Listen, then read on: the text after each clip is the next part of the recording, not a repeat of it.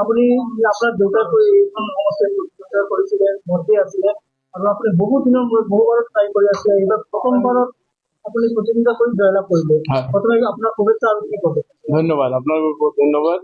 মই প্ৰথমে দক্ষিণ কৰিমগঞ্জ সমষ্টিৰ ৰাইজক মই ধন্যবাদ দিছো, কৃতজ্ঞতা জনাইছো যে তেখেতসকলে মোৰ ওপৰত আস্থা ৰাখিছে আৰু ইমান বিপুল ভোটত জয়যুক্ত কৰিছে। অলমষ্ট 85-86,000 লিড দিছে।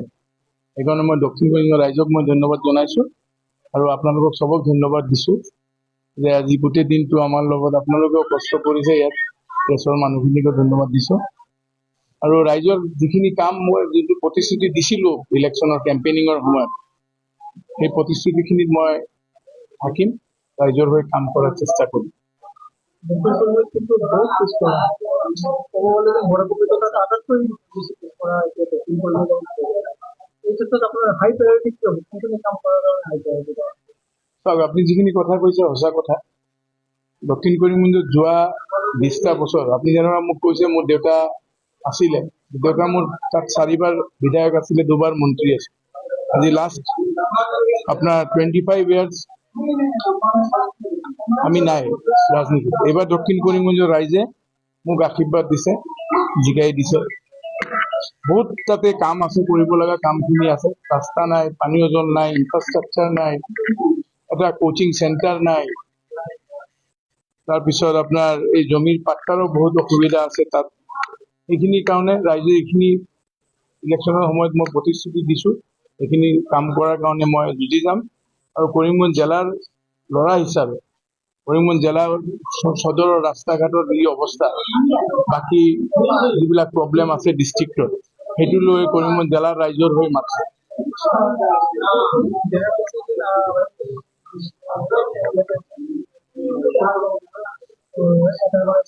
ইয়াত এটা প্ৰত্যাহ্বানৰ সন্মুখীন পৰা আৰম্ভ কৰি কোনটো ক্ষেত্ৰত ভাবে যেন মূলত আপোনাক জয়ী কৰাইছে?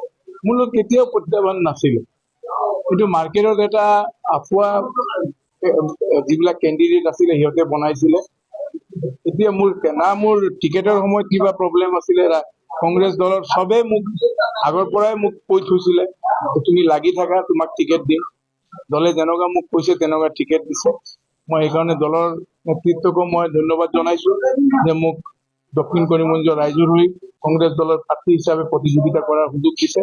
সেইকাৰণে দলৰ মই সকলো নেতাক, গৌৰৱ গগৈৰ পৰা আৰম্ভ কৰি আমাৰ যিমান নেতা আছে চবক মই কৃতজ্ঞতা জনাইছো যে তেখেতসকলে মোক দলীয় টিকেট দিয়াৰ কাৰণে মই আজি কংগ্ৰেছ দলৰ প্ৰাৰ্থী হিচাপে জিকি আহিছো।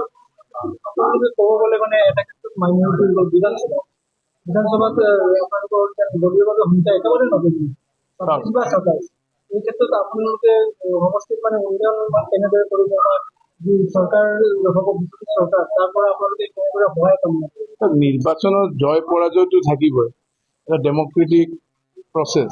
ইলেকশ্যন এটা কোনোবা জিকিব কোনোবা হাৰিব। এই বুলিতো আপোনাৰ যে আমি উন্নয়ন কৰিব নোৱাৰিম তেনেকুৱাটো কথা নহয়। আমি অসমৰ উন্নয়নৰ কাৰণে চবে মিলি যুঁজি একেলগত কাম কৰিম। সেইটো লৈ কোনো প্ৰব্লেম হ'ব নালাগে মোৰ মতে। আমি চব মিলি অসমখন উজ্জ্বল কৰিম, কৰিমগঞ্জ জিলাখনত যেনেকুৱা উজ্জ্বল হয় চব ডিষ্ট্ৰিক্টৰ চবে মিলি একেলগত কাম কৰিম।